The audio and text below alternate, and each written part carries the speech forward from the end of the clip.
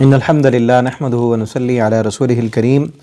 اما بعد اعوذ بالله السميع العليم من الشيطان الرجيم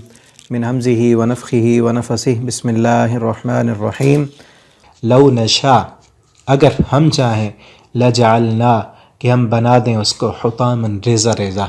کہ ہم چاہیں تو تمہاری پکی ہوئی فصل کو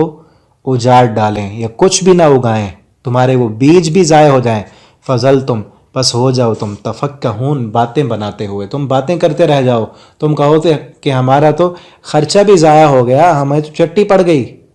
کیا ہو گیا؟ تو تم باتیں کرتے رہ جاؤ گے، تمہیں ہاتھ تمہارے کچھ بھی نہیں آئے گا۔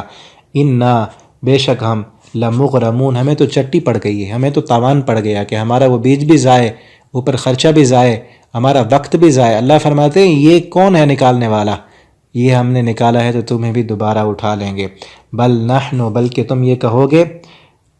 ہم محرومون ہم محروم ہو گئے ہیں کہ ہمیں کچھ بھی نہیں ملا۔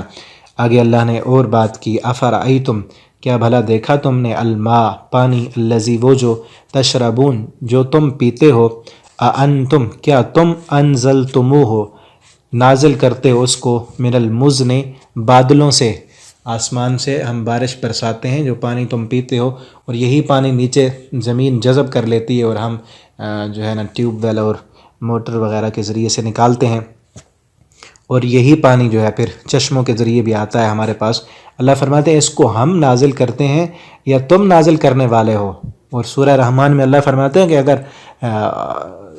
افرأیتم الماء الذی کہ اگر تمہارا پانی ہم گہرا کر لیں، زمین کی تہوں میں چلا جائے، تم اسے نکال ہی نہ سکو، تو پھر تمہیں کون نکال کر دے گا پانی؟ لو نشاء اللہ فرماتے ہیں اگر ہم چاہیں، جعلنا کہ ہم بنا دیں اس پانی کو اجاجن کڑوا، کہ ہم نے اس پانی کو میٹھا بنایا ہے نا تو تم پی لیتے، اور کئی جگہ زمین میں پانی جو ہوتا ہے وہ بالکل کڑوا قسم کا ہوتا ہے، پیا ہی نہیں جاتا، نہ ہی وہ کپڑے دھونے کے کام آتا ہے، نہ ہی اس سے نہایا جا سکتا ہے، تو کئی جگہوں پر ایسا ہے۔ اللہ فرماتے ہیں ہم نے یہ میٹھا پانی تمہیں دیا ہے، تم کیوں نہیں شکر کرتے؟ فلولا پس کیوں نہیں، تشکرون تم اللہ کا شکر کرتے۔ افرأیتم کیا بھلا دیکھا تم نے، النار آگ، التی وہ جو، تورون جو تم جلاتے ہو، جس آگ کو، جن لکڑیوں سے تم آگ جلاتے ہو، یا آج کل گیس کے ذخائر جو اللہ تعالیٰ نے پہاڑوں میں پیدا کیے، وہ کس نے پیدا کیے؟ جس سے ہم آگ جلا کر کھانا پکاتے ہیں۔ تو اللہ فرماتے ہیں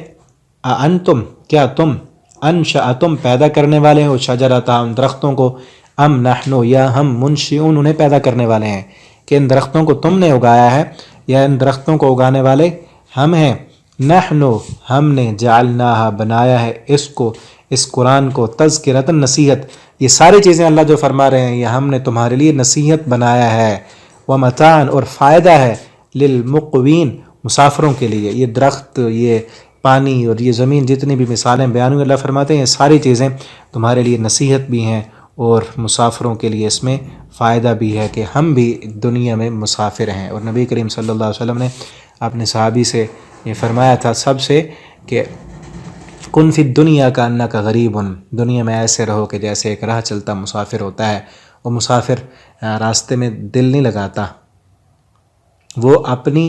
منزل کی فکر کرتا ہے، جتنے دیر کام ہو وہ کام کاج کر کے اپنی منزل کا راہی بنتا ہے۔ تو ہم سب بھی مسافر ہیں، ہماری منزل جو ہے وہ جنت ہے، اس جنت کی فکر کریں، اس کے لیے کوشش کریں، محنت کریں، ٹائم پر نمازیں پڑھیں، پڑھیں، قرآن کی تلاوت کریں، دین کی دعوت دیں، دین کو سمجھائیں، تو ہماری منزل آخرت ہے، وہ جنت ہے، ہم نے وہاں پہنچنا ہے۔ اللہ تعالی ہمیں اپنی رحمت کے ساتھ وہاں پہنچا دیں۔ فسبح اللہ فرماتے ہیں پس تسبیح بیان کیجیے، بسم ربک العظیم اپنے عظمت والے اور رب کی۔ تو صبح شام ہمیں اللہ کی تسبیح، سبحان اللہ وبحمدہ، سبحان اللہ العظیم، یہ کرنی چاہیے۔ فلا اقسم بمواقع النجوم پس نہیں میں قسم کھاتا ہوں ستاروں کے گرنے کی جگہوں کی۔ اللہ تعالیٰ فرماتے ہیں فلا پس نہیں، اس لا سے مراد کافر جو سمجھتے تھے، جو وہ کہتے تھے، جو ان کی سوچ تھی، اللہ رب العالمین اس کی نفی کر رہے ہیں۔ اللہ تعالیٰ فرماتے ہیں پس نہیں، جو تم سوچتے ہو نا وہ نہیں ہے،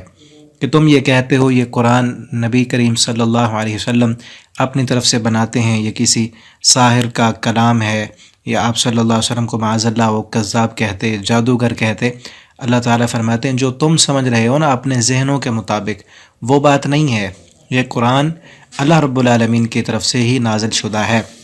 اور دوسرا ان کی ان باتوں کی بھی نفی، وہ سمجھتے تھے جیسا کہ ہم پچھلے سبق میں پڑھ چکے ہیں کہ ہم جب مر جائیں گے، گل سڑ جائیں گے، کوئی دوسری زندگی نہیں ہوگی، ہم نے اٹھنا نہیں ہے، کوئی جنت جہنم، کوئی ایسی بات نہیں ہے۔ اللہ تعالیٰ فرماتے ہیں جو تم سوچتے ہو نا وہ ساری باتیں نہیں ہیں، بلکہ اللہ فرماتے ہیں میں قسم اٹھا کر کہتا ہوں بما واقع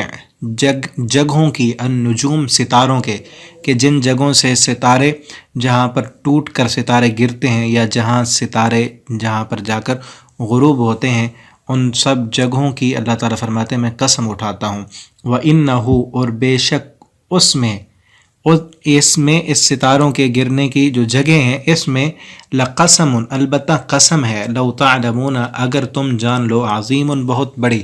اللہ فرماتے ہیں کہ میں قسم اٹھا رہا ہوں نا، یہ میری مخلوق ہے ساری، تو اس مخلوق کو دیکھو، ان ستاروں پر غور و فکر کرو کہ ان کو بنانے والا کون ہے۔ اور آج سائنس نے مزید ترقی یافتہ اس دور میں ریسرچ کی ہے کہ کئی سیارے اور کئی ستارے ہماری اس کائنات میں موجود ہیں، کئی کہکشائیں ہیں جو اس زمین سے کئی گنا بڑی،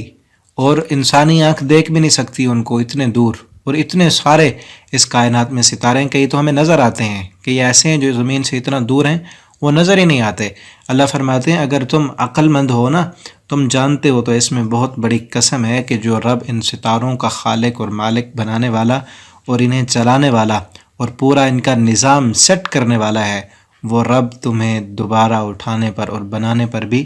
قادر ہے۔ انہو اللہ فرماتے ہیں بے شک یہ لقرآن قرآن ہے، الکریم بہت بڑے مقام والا اور بہت رتبے والا ہے، یہ اللہ کی طرف سے ہی نازل شدہ ہے۔ فی کتاب جو لکھا ہوا ہے، مکنون